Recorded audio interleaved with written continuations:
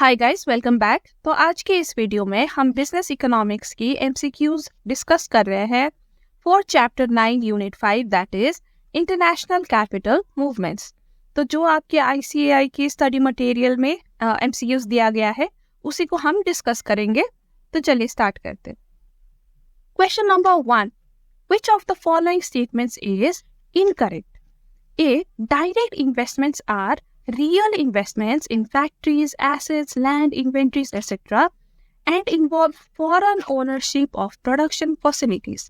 देखिए ये बिल्कुल करेक्ट है। डायरेक्ट इन्वेस्टमेंट्स में आप रियल एसेट्स में इन्वेस्ट करते हो, जैसे कि फैक्ट्रीज हो गया, लैंड हो गया, इन्वेंट्रीज हो गया, ठीक है। और जिस प्रोडक्शन फैसिलिटी में आप इन्वेस्ट कर रहे हो उसमें आपका सब्सटैंशियल ओनरशिप या सब्सटैंशियल कंट्रोलिंग स्टेक भी होता है, यूजुअली ग्रेटर देन 10%, राइट। तो ये बिल्कुल करेक्ट स्टेटमेंट है। B, foreign portfolio investments involve flow of financial capital. देखिए अब डायरेक्ट इन्वेस्टमेंट में आप रियल एसेट्स में इन्वेस्ट करते थे, राइट, लेकिन फॉरेन पोर्टफोलियो इन्वेस्टमेंट में आप फाइनेंशियल एसेट्स में इन्वेस्ट करते हो, जैसे कि शेयर्स, स्टॉक्स, बॉन्ड्स, ठीक है। So it involves the flow of financial capital. तो ये भी बिल्कुल करेक्ट है। सी, foreign direct investment FDI is not concerned with either manufacture of goods or provision of services. देखिए ये इनकरेक्ट है, क्योंकि हमने पहले ही कहा है कि जो फॉरेन डायरेक्ट इन्वेस्टमेंट है FDI है, इसमें आपका कंट्रोलिंग इंटरेस्ट होता है, ओनरशिप होता है। तो अगर आप ओनर हो तो ऑब्वियसली यू आर इंटरेस्टेड कि किस तरह से मैन्युफैक्चर हो रहा है, क्या मैन्युफैक्चर हो रहा है, या प्रोविजन ऑफ सर्विस क्या है आपकी बिजनेस की, राइट। तो of course you are concerned. Foreign portfolio investors जो है ना वो कंसर्न नहीं होते, लेकिन जो डायरेक्ट इन्वेस्टर्स है वो कंसर्न होते हैं। So this is the false statement. एक और ऑप्शन डी भी देख लेते हैं। Portfolio capital moves to a recipient country which has revealed its potential for higher returns and profitability. देखिए ये स्टेटमेंट सिंपली कह रहा है कि जो फॉरेन पोर्टफोलियो इन्वेस्टर्स होते हैं ना वो उसी कंट्री में अपना कैपिटल इन्वेस्ट करना चाहेंगे जहां पे उनको लगता है कि उनको हाई रिटर्न या हाई प्रॉफिटेबिलिटी मिलेगी इन देयर फाइनेंशियल एसेट्स, ठीक है। तो उसी कंट्री में कैपिटल मूव होता है। तो ये भी बिल्कुल करेक्ट है। So incorrect is option C. हमारा आंसर है option C. Question number 2, which of the following is a component of foreign capital? A, direct intergovernmental loans, हाँ ये फॉरेन कैपिटल है। लोन्स फ्रॉम इंटरनेशनल इंस्टीट्यूशंस जैसे कि world bank, IMF, EDB, तो इनसे भी अगर आपको लोन मिल रहा है ये भी फॉरेन कैपिटल कहलाएगा।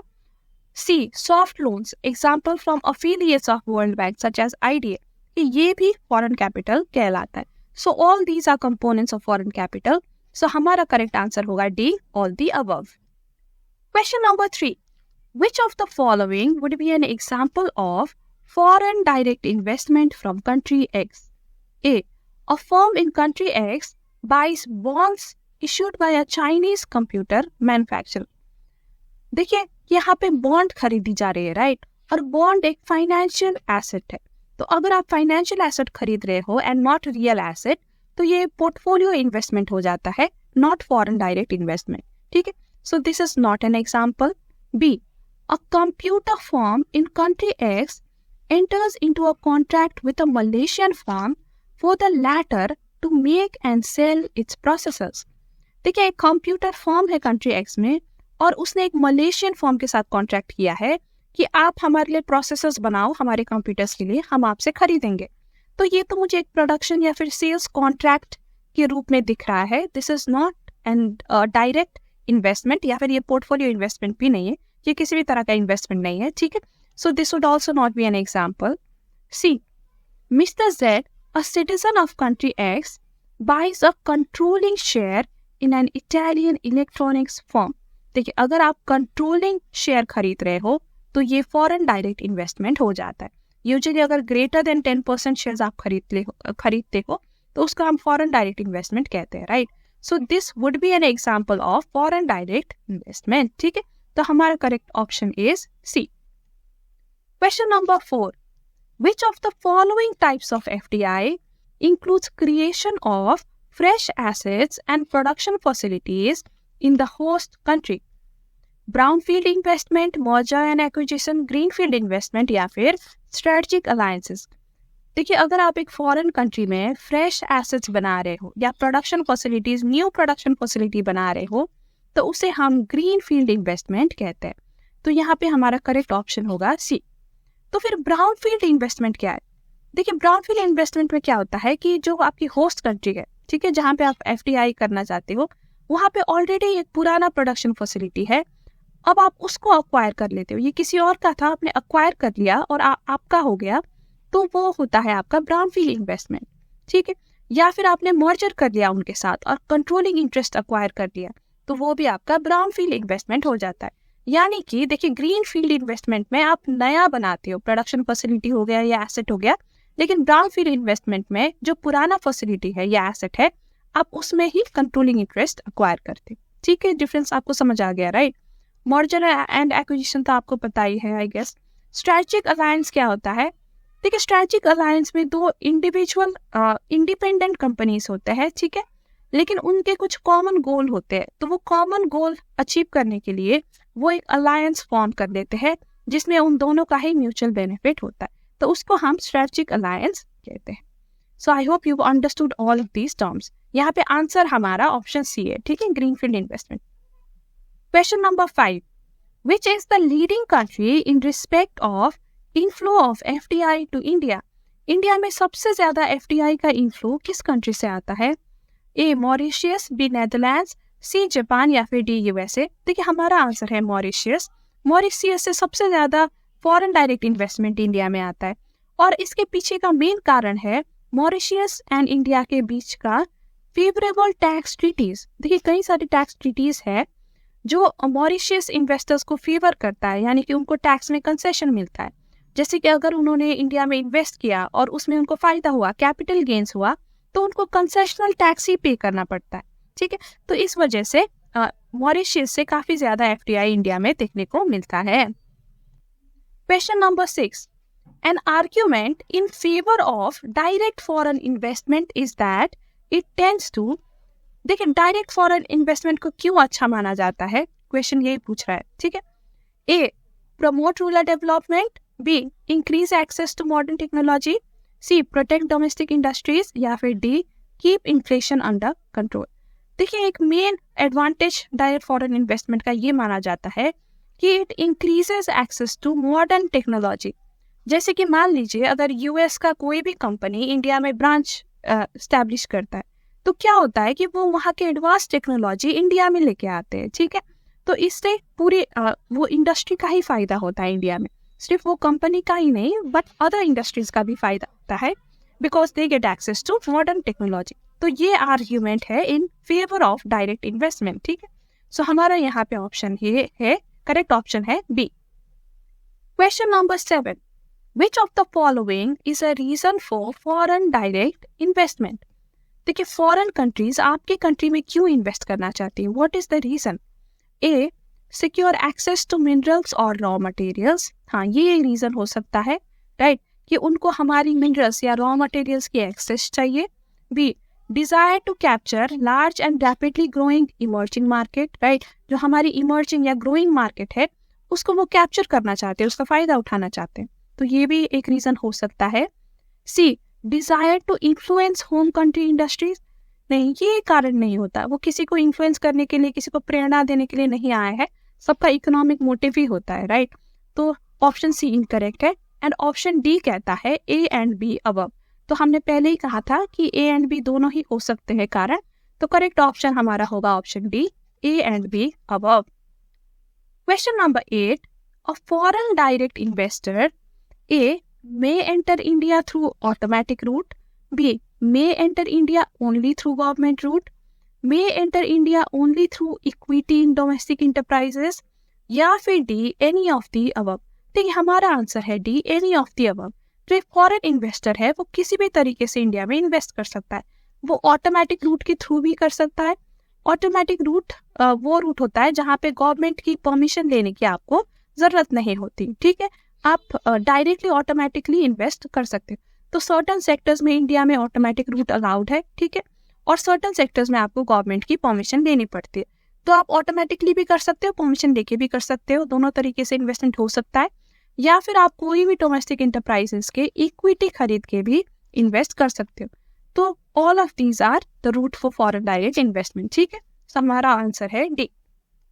Question number 9, foreign investments are prohibited in A power generation and distribution, B highways and waterways, C chit funds and Nidhi company, या फिर D airports and air transports. देखिए, वैसे तो इंडिया फॉरेन इन्वेस्टमेंट्स को encourage करता है, लेकिन सर्टन सेक्टर्स में फॉरेन इन्वेस्टमेंट्स प्रोहिबिटेड होता है। इसका कारण होता है कि फॉर नेशनल सिक्योरिटी, ठीक है, या फिर डोमेस्टिक इन्वेस्टर्स को प्रोटेक्ट करने के लिए, या फिर रूल्स एंड रेगुलेशंस की कॉम्प्लायंस के लिए। तो ये कुछ कारण की वजह से सर्टन सेक्टर्स में प्रोहिबिटेड होती है। इन ऑप्शन में से जहाँ पे प्रोहिबिटेड है वो है option C, chit funds and nidhi company. तो chit funds and nidhi company क्या है? ये NBFCs होते हैं, नॉन बैंकिंग फाइनेंशियल कॉर्पोरेशंस, जहाँ पे लोग डिपॉजिट या फिर लोन ले सकते हैं। जहाँ से यूजुअली ये लोकल लेवल पे बनाई जाती है कि एक लोकेलिटी के लोगों ने मिलके, ठीक है, अपने रिसोर्सेज पूल कर लिए, अपनी सेविंग्स पूल कर लिए, और जिनको भी फाइनेंशियल असिस्टेंस की जरूरत होती है उनको लोन प्रोवाइड करते हैं कम ब्याज दर में। तो इस तरह के कंपनीज होते हैं चिट फंड्स या फिर निधि कंपनी। तो इनमें फॉरेन डायरेक्ट इन्वेस्टमेंट इसलिए प्रोहिबिटेड है क्योंकि जो ये डोमेस्टिक इन्वेस्टर्स है, जो लोकल लेवल के इन्वेस्टर्स है, इनका इंटरेस्ट प्रोटेक्ट करना चाहती है गवर्नमेंट। ठीक है, तो इसलिए इन्होंने फॉरेन इन्वेस्टमेंट को यहाँ पे प्रोहिबिट कर रखा है। तो हमारा आंसर है C. Question number 10, which of the following statements is false in respect of FPI? FPI यानी कि foreign portfolio investment. A, portfolio capital in general moves to investment in financial stocks, bonds and other financial instruments. ये बिल्कुल correct है। देखिए, portfolio investment में हम basically financial assets में invest करते हैं, राइट? जैसे कि आपका स्टॉक्स हो गया, बॉन्ड्स हो गया and other financial instruments. B, is affected largely by individual and institutions through the mechanism of capital market. ये भी करेक्ट है। देखिए, कैपिटल मार्केट हम उस मार्केट को कहते हैं जहां फाइनेंशियल एसेट्स की खरीद बिक्री होती है। तो foreign portfolio investment capital market के थ्रू ही मूव होता है, तो that's why this is also correct. C, is difficult to recover as it involves purely long-term investments and the investors have controlling interest. तो ये पोर्टफोलियो इन्वेस्टमेंट ये purely long term नहीं होता। ये लॉन्ग टर्म भी हो सकता है लेकिन शॉर्ट टर्म भी हो सकता है। तो प्योरली ये लॉन्ग टर्म नहीं होता और यहाँ पे कोई कंट्रोलिंग इंटरेस्ट भी नहीं होता। यूजुअली लेस देन 10% स्टेक्स खरीदी जाती है, ठीक है, तो यहाँ पे कंट्रोलिंग इंटरेस्ट नहीं होता। Controlling interest foreign direct investment में होता है, राइट, और वो लॉन्ग टर्म इन्वेस्टमेंट भी होता है। लेकिन पोर्टफोलियो इन्वेस्टमेंट जरूरी नहीं कि वो लॉन्ग टर्म हो और कंट्रोलिंग इंटरेस्ट तो है ही नहीं। So this is false. So our false statement is option C. Option D भी एक बार देख लेते हैं। Investors also do not have any intention of exercising voting power or controlling or managing the affairs of the company. ये भी बिल्कुल correct है। Portfolio investors को कंपनी की अफेयर्स से कोई लेना देना नहीं होता, वो मैनेज नहीं करना चाहते, कंट्रोल नहीं करना चाहते, ठीक है। उनका बस आपने ये फाइनेंशियल एसेट में उनका इंटरेस्ट होता है कि मेरी शेयर्स की वैल्यू इंक्रीज होनी चाहिए या फिर मुझे रेगुलर रिटर्न मिलनी चाहिए अपने फाइनेंशियल एसेट में। उनको बस उसी से मतलब होता है। देखिए, कंपनी में क्या हो रहा है, कैसे चल रहा है, उनको उससे ज्यादा मतलब नहीं होता, वो कंट्रोल नहीं करना चाहते, ठीक है। तो option A, B and D they are correct statement. First statement आपका है ऑप्शन सी। अगर आप ऐसे ही एमसीक्यूज प्रैक्टिस करना चाहते हो तो आप हमारे मॉक टेस्ट भी अटेम्प्ट कर सकते हो।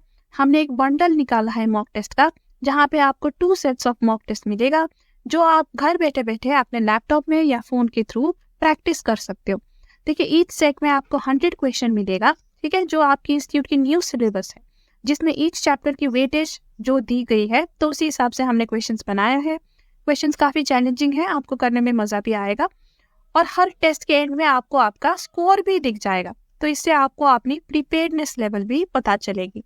स्कोर देखने के बाद आप टेस्ट को रिव्यू कर सकते हो, कौन से क्वेश्चन आपने राइट किया, कौन सा रॉन्ग किया, ये सब देख सकते हो। हर क्वेश्चन के पीछे आपको एक्सप्लेनेशन भी मिलेगा, वो भी आप पढ़ सकते हो और अपने डाउट क्लियर कर सकते हो। और ये बंडल आपको अवेलेबल है सिर्फ 120 रुपीज में। बहुत ही नॉमिनल प्राइस हमने रखा है ताकि सब अफोर्ड कर पाए। और इसकी 180 डेज की वैलिडिटी है, यानी कि 180 डेज में आप कभी भी टेस्ट ले सकते हो और टेस्ट लेने के बाद आप बार बार रिवाइज भी कर सकते हो। 180 डेज के अंदर आप कभी भी लॉग इन करो, रिवाइज करो, देखो आपने कहाँ पे पहले रॉन्ग किया था, सारे एक्सप्लेनेशन पढ़ो, तो ये सब आप कर सकते हो। ठीक है, टेस्ट का लिंक जो है आपको डिस्क्रिप्शन में मिल जाएगा। और आपको कोई भी क्वेरी हो टेस्ट के रिलेटेड या ऐसे भी कोई क्वेरी हो तो आप मेरे ईमेल आईडी में मुझे कांटेक्ट कर सकते हो, या फिर आप हमारे टेलीग्राम चैनल भी ज्वाइन कर सकते हो, इसका लिंक भी आपको डिस्क्रिप्शन में मिल जाएगा। So with this we come to the end of the video. अगर आपको वीडियो हेल्पफुल लगी हो तो लाइक करिएगा, अपने फ्रेंड्स के साथ भी शेयर करिएगा और चैनल को सब्सक्राइब करिएगा, क्योंकि we will be back with another video soon. तो तब तक के लिए bye bye and take care.